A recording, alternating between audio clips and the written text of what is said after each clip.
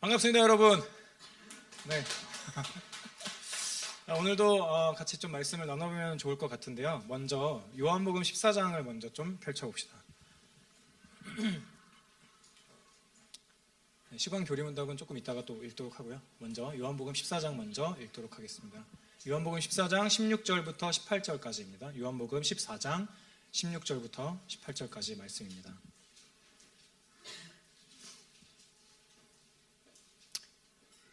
보셨는지 모르겠지만 여러분 앞에 시트지를 또 이제 붙여주셨습니다. 또 저희를 위해서.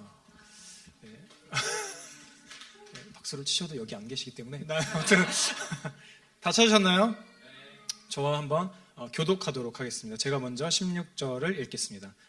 내가 아버지께 구하겠으니 그가 또 다른 보혜사를 너희에게 주사 영원토록 너희와 함께 있게 하리니 진리의 세상은 그를 받지 못하나니 이는 그를 보지도 못하고 알지도 못하나니 또 너희 속에 계시겠습니다. 같이 읽겠습니다. 시작. 내가 너희를 고아와 같이 버려두지 아니하고 너희에게로 오리라. 네, 오늘 말씀은요, 우리 성령에 대한 그런 이제 이야기를 말씀을 좀 나누고자 합니다. 찬양 인도를 이제 처음 이제 해주는 우리 윤호 형제가 이 앞부분에서 말을 했던 것처럼 우리는 누군가의 조언을 들으면서 살아가고 우리는 누군가의 조언을 참 필요로 하고 있어요. 그리고 많이 들어봤을 거예요. 아까 얘기해줬던 것처럼 뭐 멘토가 될 수도 있고요, 뭐 선생님이 될 수도 있고요, 어쩌면 교역자가 될 수도 있고 교회 옆에 있는 지금 옆에 있는 여러분들의 친구들이 될 수도 있고요, 여러분의 조장이 될 수도 있겠죠. 우리에게요 계속해서 저에게도 마찬가지고 계속해서 조언자가 필요한 이유는요, 우리 삶에 아직 가보지 않은 영역을 이미 가본 사람이 있기 때문이에요. 멘토들이 해주는 일이 뭐죠? 자기가 걸어온 길을 다른 사람들한테 소개해주고 이렇게 오면 좋아, 저렇게 너는 지금 망하고 있구나, 이런 것들을 알려주는 역할들을 해주고 있는 거잖아요. 내가 경험해보지 않은 그러나 다가오고 있는 경험들을 이미 해본 사람들이 있기 때문에 그 사람들의 조언을 우리는 필요로 한다라는 말이죠.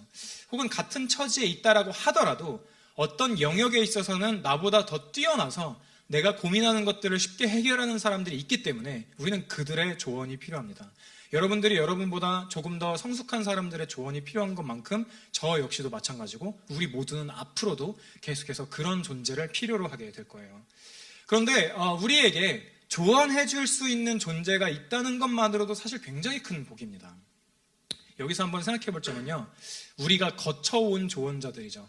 여러분들은 여러분들의 학창시절을 생각해 봤을 때 여러분의 담임 선생님들이 항상 다 마음에 들지는 않았을 겁니다. 도대체 왜 저런 인간이 있을까? 막 그런 이제 이야기를, 그런 생각이 드는 분들도 분명히 계실 거예요. 어떤 사람들의 조언을 들을 때는 뭔가 들을 그때 당시에는 굉장히 좋았고 나한테 유효한 말들, 나한테 꼭 필요한 말들을 해주는 것처럼 보이지만 시간이 지나고 나면 야, 그 사람이 정말 아무것도 모르고 뇌피셜을 나한테 쏟아냈구나, 그냥 그 정도로만 생각하게 되는 경우들도 분명히 있을 겁니다. 조언을 해주는 그 대상이 나를 정말 잘 알고 있다면 좋을 텐데 때때로는 그러지 못할 때도 있어요. 나에 대해서 알지 못하고 진짜 내가 고민하는 게 뭔지도 모르는데 자기가 하고 싶은 말만 하는 그런 조언자들도 있죠. 또 한편으로는 나를 사랑해서 해주는 말이면 좋겠는데 항상 그렇지도 않아요. 언젠가를 보면, 어떤 조언들을 보면, 얘기를 들어보면 이런 생각이 드는 거죠.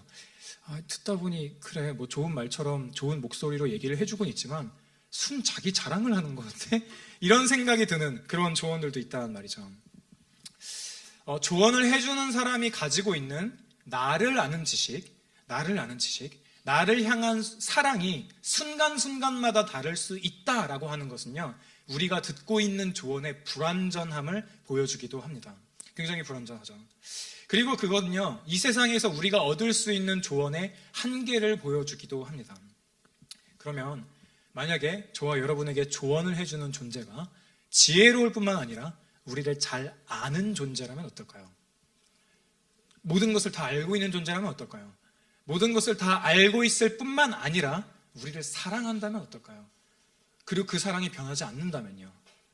오늘 같이 읽은 본문은요, 그런 조언자가 우리들에게 있음을 알려주고 있습니다. 16절을 보면 내가 아버지께 구하겠으니 그가 또 다른 보혜사를 너희에게 주사 영원토록 너희와 함께 있게 하리니 라고 그렇게 이야기를 하고 있어요.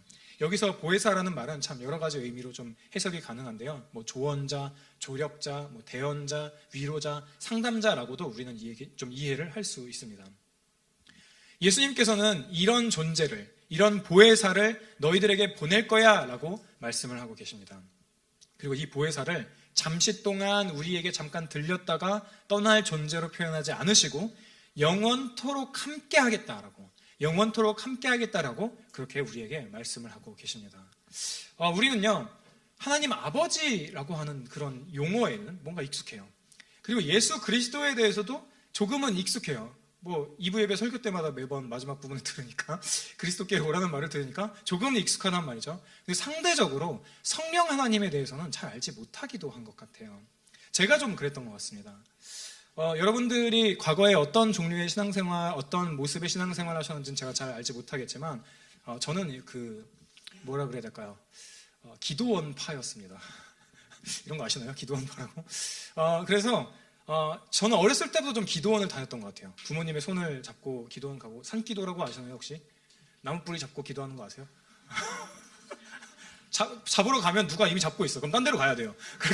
그렇게 이제 산기도, 산에 가서 기도하고 이런 일들이 있었는데, 제가 지금보다 더 몸이 이제 가냘프던 시절에 금식 기도를 하러 간 적이 있어요. 기도원에 이제 각 잡고 기도를 하러 소위 이제 간 거죠. 그래서 금식 기도를 하는데 그 금식 기도를 통해서 얻고자 하는 건 그거였어요. 성령을 주세요라고요. 금식이라는 도구로 성령의 능력을 받고 싶었어요. 뭔가 얘가 막 소문들을 들어보면 누구는 막 병도 고치는 것 같고 기이한 일들도 행하는 것 같고 그러는데, 누구는 막 누군가의 기도를 받으면 막 픽픽 쓰러지기도 하고 그런 모습들을 보기도 하는데, 저는 전혀 그렇지 않았던 거예요. 막 소위 이제 막 기도를 해주시면 쓰러지는 사람들한테 가서 이제 기도를 해달라고 머리를 들이밀어도 이제 저를 지나치거나 기도를 받아도 별로 어떤 모양들이 저한테 나타나지 않았던 것이죠. 그러니까 막 기도원을 찾아다니면서 막 성령을 달라고 금식 기도를 하고 이랬는데, 저는 어떤 느낌도 없었기 때문에 저 스스로 굉장한 패배감에 젖어서 기도원을 내려오곤 했었던 것 같아요. 그러니까 심지어는 이런 생각까지 한 거죠. 기도원을 떠나면서 하나님은 나한테 성령을 주시지 않는구나. 하나님은 나를 사랑하지 않는구나. 내가 이렇게까지 금식을 했는데 나한테 성령을 주시지 않는구나. 정말 너무하다라는 생각까지 했던 것 같아요. 저의 이런 과거의 경험을 여러분들한테 말씀드리는 게, 여러분들에게 이런 이야기를 하는 게요, 기도에 집중할 수 있는 장소에 가서 하나님께 여러분들이 매달린 그 경험들이 쓸데없다는 것을 말하고자 하는 게 아닙니다. 오히려 가능하다면요, 여러분 꼭 과감하게 시간을 내서 하나님께 매달리면서 여러분의 문제를 놓고 기도하는 그런 시간들이 여러분에게 꼭 있으면 좋겠습니다. 금요 기도회가 됐든 우리와 함께하는 그런 기도회가 됐든 어떤 기도회든지 정말 여러분들이 이용하면 좋겠어요. 왜냐하면 그거는 그리스도인이 가질 수 있는 값진 특권이니까요. 여러분에게 저의 과거에 조금 이상해 보일 수도 있는 그런 경험을 나눈 거는요, 하나님에 대한 잘못된 지식이 하나님의 사랑을 오해하게 만든 대표적인 예이기 때문입니다. 저는 저에게 어떤 느낌이 없었기 때문에 그냥 나는 성령을 받지 못했구나라는 결론을 내렸고, 하나님께서 나를 사랑하시지 않는구나라는 결론을 섣부르게 내버렸단 말이죠. 근데 이런 저의 경험이 하나님에 대해서 알지 못하는 무지와 연결되면서 하나님의 사랑을 완전히 오해하게 만들어버렸다라는 거예요. 그 이전에는 저는 아예 성령님이 어떤 분이신지도 몰랐던 거예요. 그냥 저는 이제 목사님의 이제 자녀고, 소위 이제 PK라고 하는 그 자녀고, 문제 많은 인간들 있잖아요. 아무튼 그런 PK이고, 그렇다 보니 이제 어렸을 때부터 이런저런 고민들도 많고 그랬어요. 그래서 그때 당시에 저를 담당해 주셨던, 이제 제가 초등학교 때였을 것 같은데, 여자 전도사님께 제가 궁금해서 물어본 적이 있어요. 그분이 막 설교를 하시고 이랬는데, 설교 끝나고 나서 이제 이렇게 제가 물어봤죠. 근데 성경에 보니 하나님도 계시고 예수님도 계시고 성령님도 계시는 것 같다. 근데 하나님과 예수님이 싸우면 누가 이기냐? 누가 더 강한가요? 물어봤죠. 저의 그런 질문은 이제 지금도 생각납니다. 그때 당시에 그 전도사님을 처음으로 좀 정색하게 만들었던 그런 질문이었던 것 같아요. 저는 잘 알지 못했던 거죠. 하나님이 어떤 분이신지, 예수님이 어떤 분이신지, 성령님이 어떤 분이신지요. 그러니 성령을 주세요라고 간구하면서도 그분이 어떤 분이신지를 아예 모르니까 그냥 성령님에 대해서는 어떤 에너지 정도로, 그냥 내 안에 있으면 내가 조금 더 힘이 세지는 그런 힘 정도로, 혹은 내가 뭔가를 헤쳐나갈 수 있는 능력 정도로만 생각을 했던 거예요. 그냥 하나님한테 달라고 조르면 나한테 주시는 어떤 능력 정도로만 생각했던 거죠. 그러니까 이거는 마치 성령님이 하나님의 소유물인 것처럼 생각을 한 거기도 해요. 전혀 뭔가 성령님을 하나님으로 여기지 않고 그렇게 간구했다라는 거죠.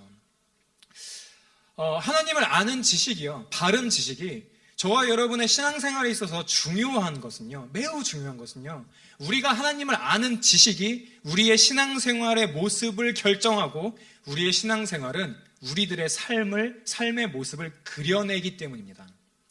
다시 한번, 하나님을 아는 지식이 우리에게 중요한 것은 하나님을 아는 지식이 우리들의 신앙생활의 모습을 결정하고 우리의 신앙생활은 우리의 삶의 모습을 그려내기 때문입니다.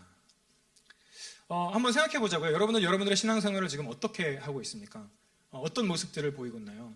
여러분들이 여러분의 문제 앞에서 여러분이 가지고 있는 어떤 고민들이나 크게 결정해야 될 그런 사항들 앞에서 여러분들의 어떤 이득만 생각하고 있다면, 다른 것들을 고민하지 않고 그냥 머리로만 고민만 하고 있다면, 그러니까 그 모든 것들을 하나님께 여쭈어보지 않은 채로 여러분들이 그렇게 신앙생활을 하고 있다면, 여러분은 여러분의 선택하는 거에 있어서 저는 하나님 당신의 도움이 필요 없어요 라고 고백하는 것과 같을 수도 있습니다. 그런 방식의 신앙 고백을 여러분들은 나름대로 하고 있는 건지도 몰라요.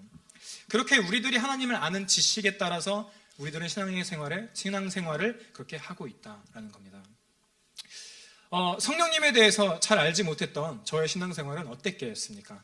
계속 잘못된 것을 구하고, 하나님 나 사랑하지 않아 우울해하고, 또 막 더한 모습으로 구하고, 금식을 하루 했다면 이제는 한 3일씩도 해보고, 놀랍게도 진짜 3일을 해봤어요. 근데 그 이상은 진짜 못하겠더라고요. 그래서 그렇게 기도를 해보기도 하고 그랬던 거예요. 그렇다면 성령님께서는 과연 어떤 분이실까요? 우리 이제 이 타이밍에서 시간교리 문답을 한번 읽어보면 좋을 것 같습니다. 28문입니다. 28문. 네. 제가 문을 읽으면 여러분들이 답을 함께 읽어주시면 좋겠습니다. 성령님은 어떤 분이십니까? 시작. 성령님은 성부와 성자와 함께 영원한 하나님입니다. 또한 다하여 절망에 빠진 하나님의 백성들을 일괄적으로 부르시고 그 부르심에 믿음과 회개로 가능한 자들에게 임하셔서 영원토록 떠나지 않으시고 그들을 돌보시는 분이십니다. 네. 제일 먼저 이야기를 하고 있는 것은 이것입니다. 성령님은 성부와 성자와 함께 영원한 하나님이시다라고 이야기를 하고 있어요. 성령님은 영원한 하나님이시다. 성령님은요, 아까 말씀드린 것처럼 어떤 힘이나 어떤 에너지 같은 것이 아닙니다. 어떤 영향력 정도가 아닙니다. 우리가 함부로 그 것이라고 부를 수 있는 그런 존재가 아니다라는 거예요. 요한복음을 보면 성령을 그것이라고 부르는 게 아니라 그라고 부르고 있습니다. 16장 7절 8절을 보면 이렇게 이야기를 하거든요. 그러나 내가 너희에게 실상을 말하노니 내가 떠나가는 것이 너희에게 유익이라. 내가 떠나가지 아니하면 보혜사가 너희에게로 오시지 아니할 것이요 가면 내가 그를 너희에게로 보내리니 그가 와서 죄에 대하여 의에 대하여 심판에 대하여 세상을 책망하시리라 라고 그렇게 이야기를 하고 있습니다. 그러니까 이것들을 통해서 우리는 성령께서 인격이라는 것을 알 수 있죠. 다른 에너지 같은 것이 아니라 성령님께서는 인격이시다, 하나님이시다라는 것들을 우리는 알 수 있어요. 마태복음 28장 19절을 봐도 우리는 확인할 수 있는 것이 있습니다. 아버지와 아들과 성령의 이름으로 세례를 베풀고 라고 이야기를 하는 것들을 통해서 보면 아버지와 예수 그리스도 성령 하나님의 이름으로 세례를 누군가에게 줘라 라고 그렇게 명령을 하고 있는데요. 성부와 성자와 성령 이렇게 연결되어 있음을 통해서 성부가 성자가 그렇듯이 성령님 역시도 인격이다라는 것들을 우리에게 가르쳐주고 있습니다. 한 가지 더 있죠. 오늘 우리는 이걸 외웠습니다. 뭐냐면 고린도후서 13장 13절을 보면 이렇게 이야기를 하거든요. 주 예수 그리스도의 은혜와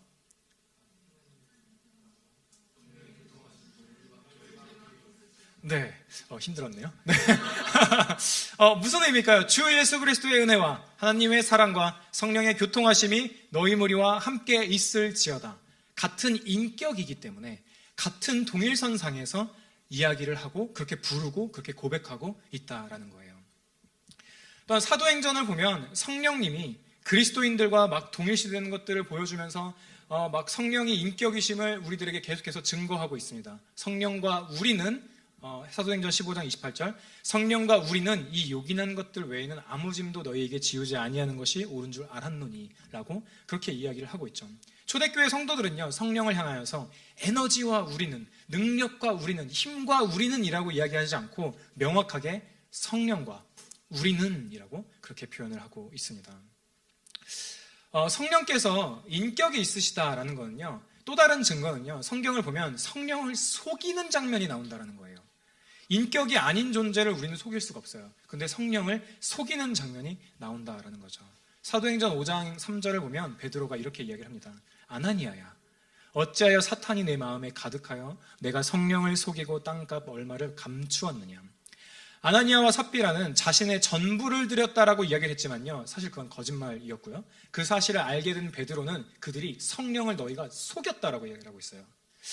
여러분, 비인격적인 힘이나 에너지는요, 사랑하거나 근심하거나 슬퍼할 수 없습니다. 우리는 비인격적인 존재를 속일 수가 없어요.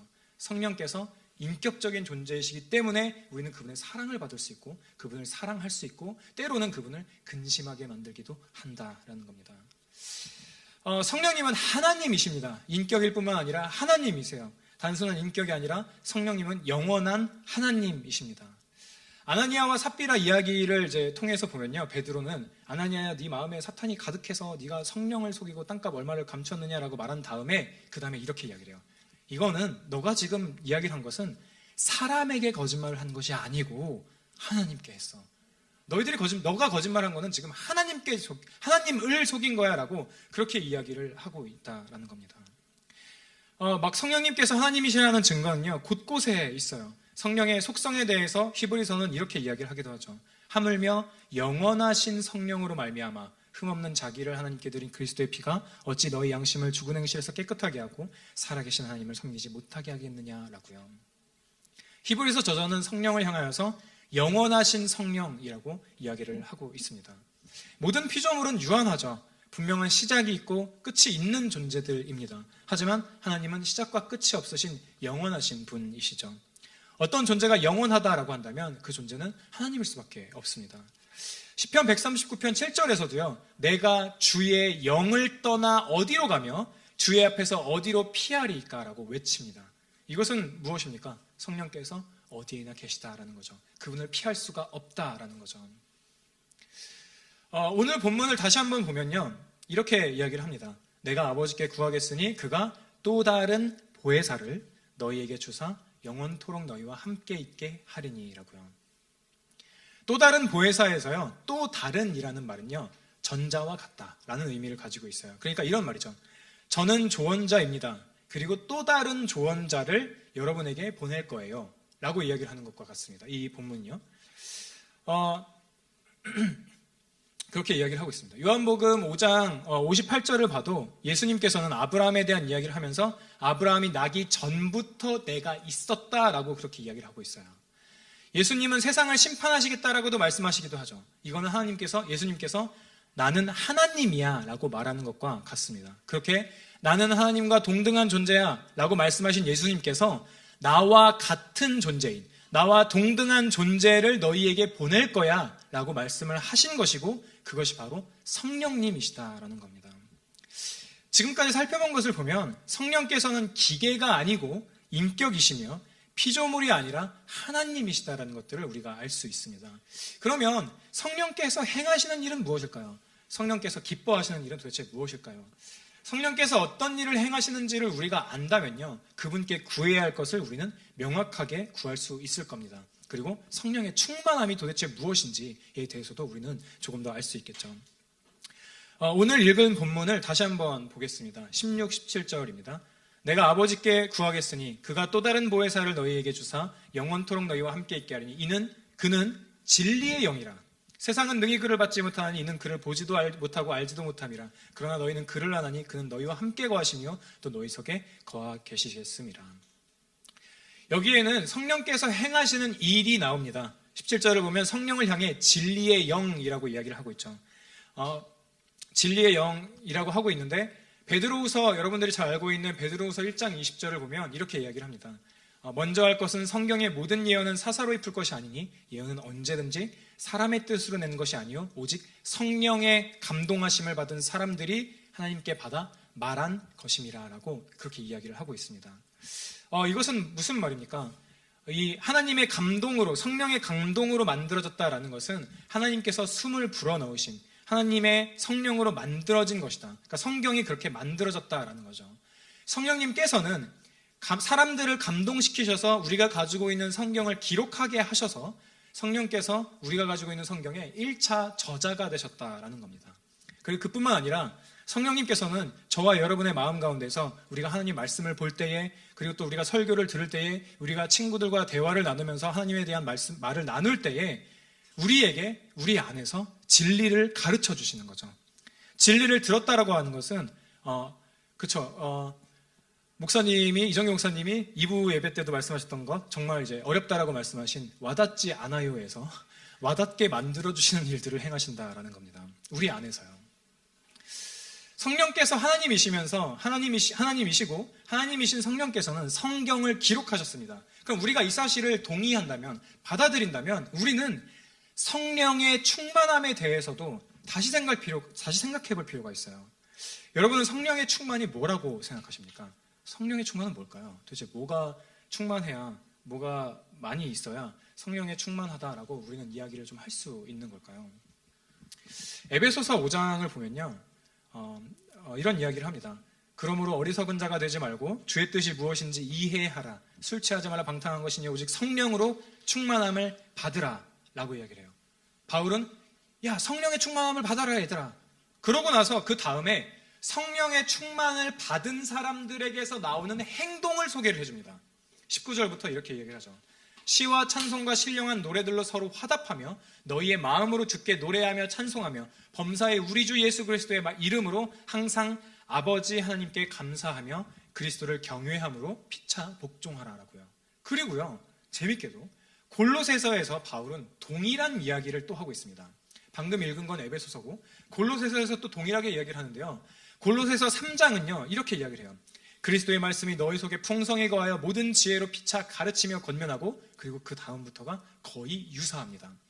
시와 찬송과 신령한 노래를 부르며 감사하는 마음으로 하나님을 찬양하고, 또 무엇을 하든지 말에나 일에나 다 예수의 이름으로 하고 그를 힘입어 하나님 아버지께 감사하라라고요.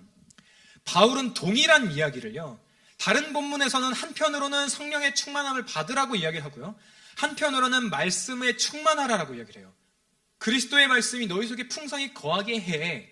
그러면 너희들에게 이런 결과가 나와. 시와 찬송과 신령한 노래들을 부르며 너희들은 성령의 충만함을 받아. 그럼 너희들에게서 이런 모습들이 나올 거야. 시와 찬송과 신령한 노래들을 부르며 라는 것들이요. 그러니까 이걸 통해서 알 수 있는 것은 성령의 충만한 것은 말씀의 충만함, 그리스도의 말씀이 거한 사람에게서 나오는 것과 동일한 그런 모습들을 나타나게 된다라는 거죠. 이게 의미하는 게 뭘까요? 성령의 충만함을 우리는 다양하게 표현할 수 있겠지만 단순히 내적인 텐션의 상승이라든지 우리의 어떤 힘의 상승을 말하는 게 아니라 예수 그리스도의 말씀이 우리 안에 거하게 된다는 것을 의미한다라는 겁니다. 그리스도의 말씀이 우리 안에 거하게 된다는 것은 어떤 의미일까요? 우리는 우리가 소중히 여기는 사람들의 말 한마디 한마디에 귀를 굉장히 기울일 뿐 아니라 우리는 몸을 움직이게 돼요. 우리에게 중요한 사람, 그들의 말에 우리는 즉각적으로 거부감 없이 순종하게 된다는 거죠. 우리가 가치 있게 여기는 어떤 사람이라고 한다면, 아니 우리가 가지고 있는 어려운 상황을 누가 봐도 극복하게 만들 수 있는 그런 존재라고 한다면 그 존재가 하는 어떤 말이든 우리는 귀를 기울여서 듣게 될 거예요. 문제는요, 우리가 귀 기울여서 들어야 될 그런 문장들을 성경에서 찾지 않고 하나님의 말씀에서 찾지 않고 세상에서 찾는다는 겁니다. 그리고 그 말들에 우리의 모든 것을 맡기곤 한다라는 거죠. 여러분이 소중히 여기고 있는 정보를요, 이 골로새서 말씀에 대입해서 읽어볼 수도 있을 것 같아요. 여러분들이 주식에 관심이 있다면, 여러분들이 이성에게 관심이 있다면 그것들을 대입해서 골로새서를 이런 식으로도 읽을 수 있죠. 그녀에 대한 정보가 너희 속에 풍성히 거하며 모든 지혜로 피차 가르치고 권면하고 시와 찬송과 신령한 노래를 부르며 감사하는 마음으로 그녀를 찬양하고 또 무엇을 하든지 말에나 일에나 다 그녀에 대한 정보로 하고 그녀를 힘입어 아버지 하나님께 감사해라 라는 말들. 혹은 성별을 바꿔서도 이야기를 할 수 있겠죠. 혹은 여기다 그냥 주식을 대입해서 얘기할 수도 있겠죠. 전혀 어색하지가 않습니다. 우리는 정말 이렇게 다른 것들을, 하나님 아닌 다른 것들을, 하나님의 말씀이 아닌 다른 것들을 쫓기도 하니까요. 그것들을 조금씩 바라보는, 그러니까 뭐 이성을 바라보고 주식을 하기도 하는 그런 여러분들을 향해서 뭐라고 하는 것이 아닙니다. 다만 우리가 소중히 여기는 것, 바울이 말하는 단어를 빌려오자면 저와 여러분은 무엇에 충만해져 있냐라는 거예요. 조금 더 말을 바꿔보자면 저와 여러분이 쉽게 몸을 움직이게 만드는 것은 도대체 뭐냐라는 거죠. 그리스도의 말씀이 우리 안에 거하게 된다는 것은요, 어떤 정보를 단순히 많이 아는 것과는 또 다른 이야기입니다. 성경에 기록된 여러 이야기를 정보로 그냥 받아들여서 아는 것과는 또 다른 이야기예요. 성령에 충만하다는 것은 성경으로 모든 것을 바라본다라는 것과 같은 의미입니다. 저는 이 안경으로 세상을 보고 인식하고 있어요. 제가 이 안경을 벗으면요, 얼굴이 그냥 이제 살색으로 보일 뿐이에요. 그 정도로 눈이 안 좋아서 잘 보이지 않아요. 근데 이 안경이 어떻게 생겼냐는 저한테 그다지 중요한 게 아니에요. 안경을 바르게 사용하는 거는요, 어떤 걸까요? 안경의 다리는 이거는 이제 가벼운 티타늄으로 돼 있고 안경 알은 막 5번씩 압축돼 있고, 이걸 아는 것과는 다른 이야기죠.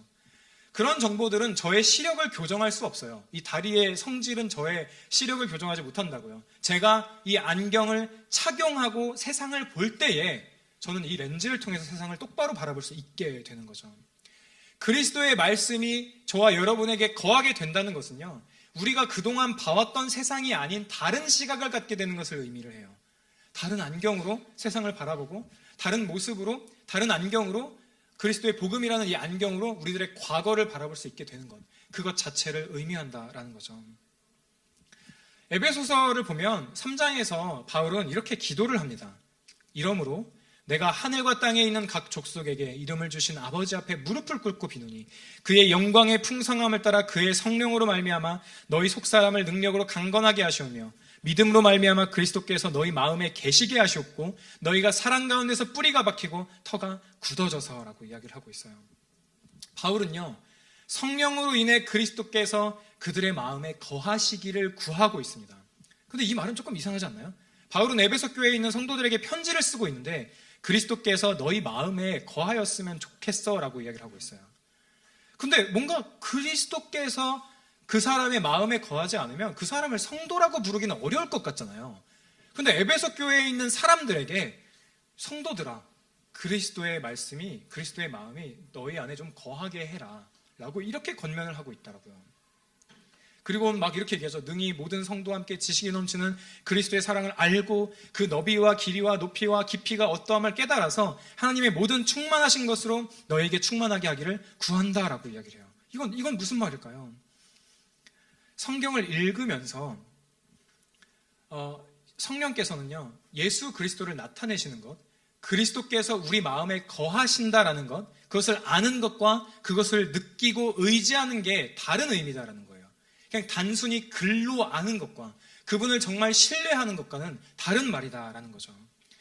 저와 여러분은 성경을 읽으면서도, 성경에 나와 있는 예수 그리스도에 대한 이야기들을 읽으면서도요, 냉랭하게 읽을 수도 있고요, 말씀을 들으면서도 전혀 나와는 상관없는 이야기다라고 생각하면서 들을 수도 있다라는 거예요. 이거는 마치 제가 적어놓고도 벌써 좀 민망한데요. 이거는요, 그 두바이 초콜릿을 먹는 유튜브를 보는 것과 직접 먹는 것은 다른 이제 그 차이점이나 만큼이나 거리가 있다라는 거예요. 두바이 초콜릿을 먹어본 분 있으신가요? 안 드셔보신 분 있으신가요? 있으신가요? 제가 한번 사오겠습니다. 지금 한 3명만 들었거든요? 3명, 갑자기 늘어가고 있는데, 그게 비싸가지고, 네. 와이프랑 한번 얘기를 해보고, 네, 아무튼 그렇습니다. 여러분이 아무리 두바이 초콜릿을 어떻게 만드는지를 유튜브를 통해서 살펴보고 먹어본 유튜버들의 이 식감과 그 안에 있는 그게 너무나도 바삭바삭하게 씹히는 게 너무나도 맛있어요 라고 말하는 이야기를 아무리 많이 들어도 그것을 듣는 것과 그냥 조용히 한 입 먹는 것과는 경험에 있어서 완전히 다르다라는 거죠.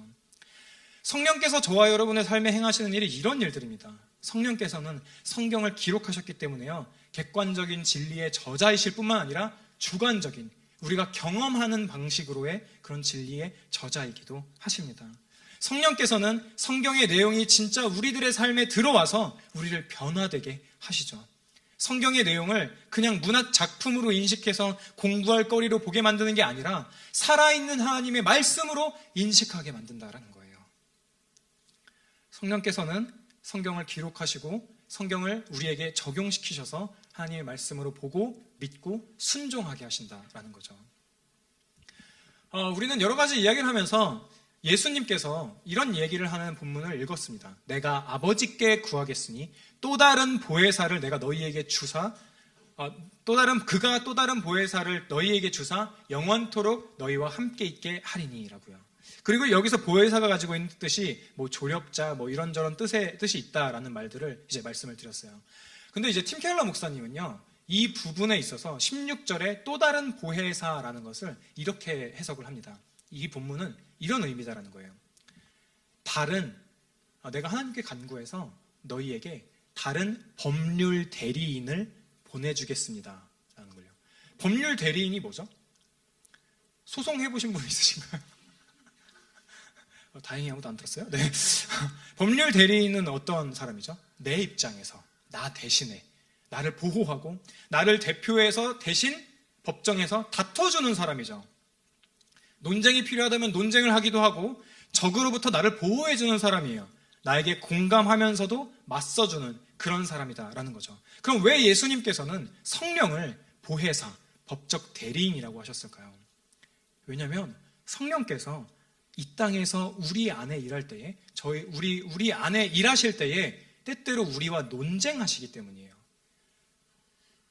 지난 한 주 동안에도 우리는 하나님의 약속이 희미해진 것처럼 느껴질 때가 분명히 있었을 겁니다. 흐릿해지고 복음이 희미해질 때 진짜 예수님을 믿는 게 정말 나한테 좋은 거 맞아? 라는 생각이 들 때가 있었을 거예요. 이전에는 복음을 듣는 것만으로도 기쁘고 벅찬 감정들이 있었다고 한다면 이제 전혀 그런 것들이 없을 때, 그래서 우리들의 앞날에 대한 두려움으로 가득 차 있을 때 성령께서는 우리 안에서 우리에게 그리스도를 떠오르게 하신다는 거예요. 강일아, 너는 하나님의 자녀잖아. 너는 하나님께서 사랑하시는 자녀야. 도대체 무엇을 두려워하는 거야? 너는 도대체 뭘 두려워하는 거야? 라고요. 버림받은 것 같은 기분 속에 처해 있을 때 성령께서 우리와 더불어서 논쟁하시는 거예요. 야, 내가 너를 얻으려고 성자 예수 그리스도가 죽임을 당했는데 그런 너를 하나님께서 정말 버리시겠니? 그런 너희를 고와 같이 하나님께서 그냥 내버려 두시겠니? 라고 그렇게 말씀하신다라는 거예요. 우리가 세상의 희망을 두고 세상의 영원한 평안을 두고 두려워할 때 성령께서는 우리에게 다가와서 말씀해 주신다라는 거죠. 예수님께서 어떤 분이신지, 예수 그리스도께서 얼마나 큰 사랑을 저와 여러분들에게 보여주셨는지를 성령께서는 계속해서 말씀해 주신다라는 거예요.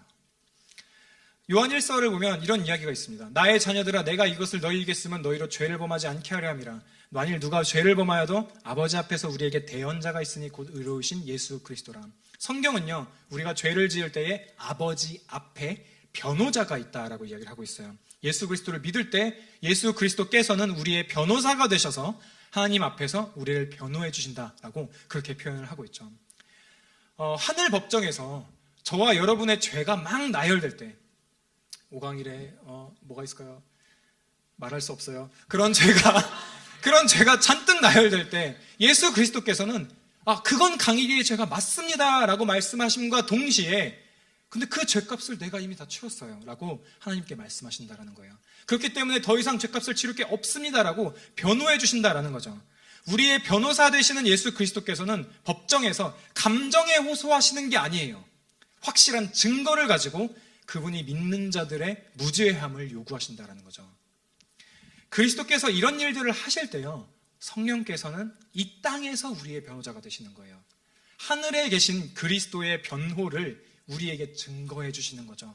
그러면서 진짜로 바라봐야 할 세상을 우리로 하여금 바라보게 하신다는 거예요. 우리의 마음이 불신으로 인해서 가득 찰 때, 두려움으로 인해서 가득 찰 때요, 성령께서는 계속해서 예수 그리스도께서 행하신 일들을 바라보게 만든다라는 겁니다. 성령님께서는 우리가 지금까지 겪어왔던 세상의 다른 그 어떤 조언자와는 근본적으로 다릅니다. 우리에게 너무나도 좋은 조언을 해줬던 친구, 선배들은요, 결코 우리들의 삶을 책임지지는 않습니다. 책임지는 것 같아 보일지라도 그가 우리와 인격적인 교제를 갖지는 않죠. 그렇지만 성령님은 다릅니다.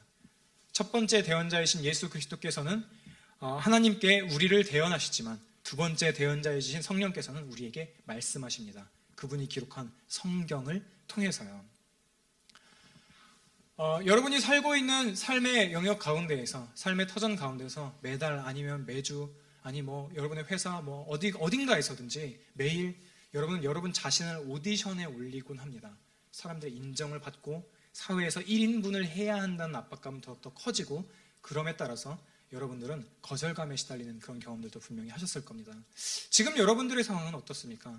그로 인해서 자기 자신을 끝없이 혐오하는 분이 있으십니까? 저에게는, 그리고 여러분에게는요, 여러분을 옹호해주고 힘을 줄 영원한 존재가 필요해요. 우리에게는 지혜로운 조언자가 필요합니다. 지혜로울 뿐만 아니라 우리들의 아주 깊은 모습까지도 잘 아는 조언자가 필요하고, 잘 아는 것뿐만 아니라 우리를 사랑해줄 조언자가 필요하고요, 사랑하는 마음이 변하지 않을 그런 조언자가 필요합니다. 저와 여러분에게 지속적인 인내와 사랑으로 가장 큰 복인 예수 그리스도를 증거해줄 그런 존재가 필요하다라는 거죠. 삶의 어떤 영역에서 도저히 하나님을 믿을 수가 없다, 도저히 하나님을 신뢰할 수 없다라고 생각될 때에 우리의 생각과 싸워줄 그런 존재가 필요하다라는 거예요. 그리고 그게 바로 성령님께서 우리 안에서 행하시는 일이다라는 거죠. 성령님께서는 저와 여러분과 싸우십니다. 저와 여러분의 불신앙과 싸우신다라는 거예요.